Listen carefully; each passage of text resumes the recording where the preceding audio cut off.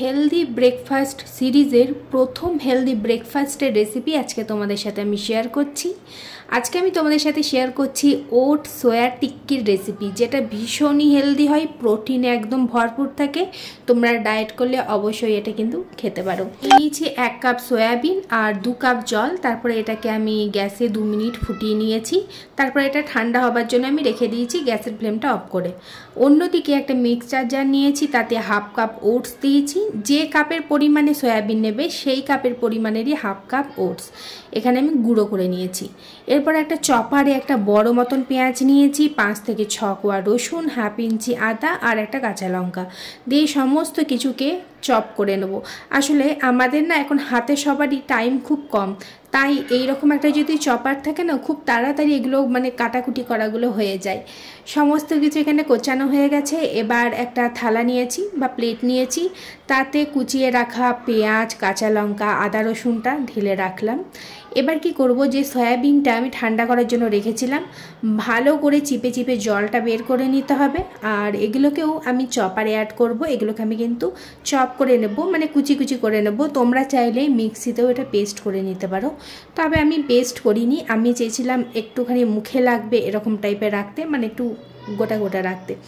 তো এগুলোকে আমি চপারে দিয়ে ভালো করে চপ করে নিচ্ছি।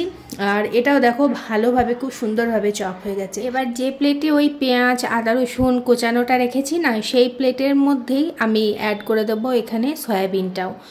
তো এই দুটোকে অ্যাড করে দেওয়ার পর দিয়ে দিয়েছি ধনেপাতা। ধনেপাতা না আমার কাছে কম ছিল, তাই আমি কমই অ্যাড করেছি। তোমাদের কাছে যদি বেশি থাকে আরও বেশি এখানে ধনেপাতা অ্যাড করবে, খুব ভালো লাগে খেতে। তারপরে দিয়ে দিলাম স্বাদ অনুযায়ী নুন, 1 চা চামচ এখানে দিয়েছি জিরে গুঁড়ো, 1/2 টেবিল চামচ দিয়েছি কর্নফ্লাওয়ার আর 1/2 চা চামচ দিয়েছি এখানে হলুদ গুঁড়ো। সমস্ত কিছু দিয়েছি। এবার অল্প অল্প করে ওটসের পাউডারটা দেব আর এটাকে ভালোভাবে মেখে নেব। এই ওটসের পাউডারটা এই জন্যই করা, যাতে ভালোভাবে এটা মাখা হয়। আর যখন আমরা এটা ডাব ডাব করবো না, মানে টিক্কির যখন শেপ দেব, তখন এটা খুব ভালোভাবে গোল গোল হয়ে কিন্তু শেপও দেওয়া যাবে। তো ভালোভাবে দেখো এখানে মাখা হয়ে গেছে, এরকম গোল হচ্ছে মানে এটা একদম পারফেক্টভাবে রেডি হয়ে গেছে।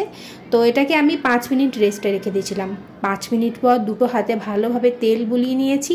তারপরে অল্প অল্প করে এই মিশ্রণটা নেব আর 2 হাতের সাহায্যে দেখো এরকমভাবে চিপে চিপে টিক্কির শেপ দেবো। তবে তোমাদের যেরকম শেপ পছন্দ তোমরা সেরকম দিতে পারো। আমি এখানে গোল গোল করেছি। একে একে সমস্ত টিক্কিগুলো এখানে কিন্তু রেডি করে নেব। এটা ভীষণই হেলদি হয়, তোমরা তো ব্রেকফাস্টেও খেতে পারো, এমনকি বাচ্চাদের টিফিন বক্সেও কিন্তু এটা টিফিন হিসেবে তোমরা দিতে পারো। বাচ্চাদেরও কিন্তু এটা খুব পছন্দ হবে।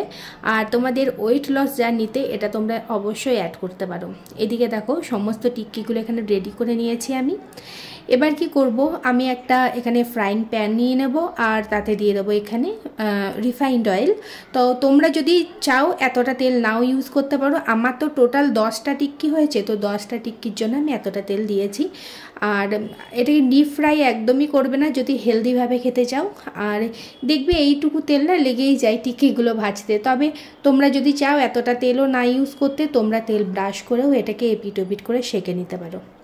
তো টিক্কিগুলোকে একদম লাল লাল করে এখানে ভেজে নিয়েছি আর তারপরে গ্যাসের ফ্লেমটা আমি অফ করে দিয়েছি।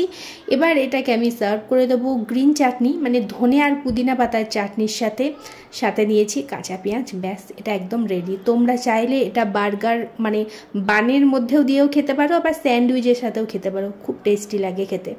তো আজকে এই ভিডিওটা তোমাদের কেমন লাগলো অবশ্যই কমেন্টে জানাবে। ভিডিও ভালো লাগলে একটা লাইক আর শেয়ার করতে ভুলো না। আর এরকম হেলদি আরও রেসিপি দেখতে হলে আমার পেজটা ফলো করে নিও।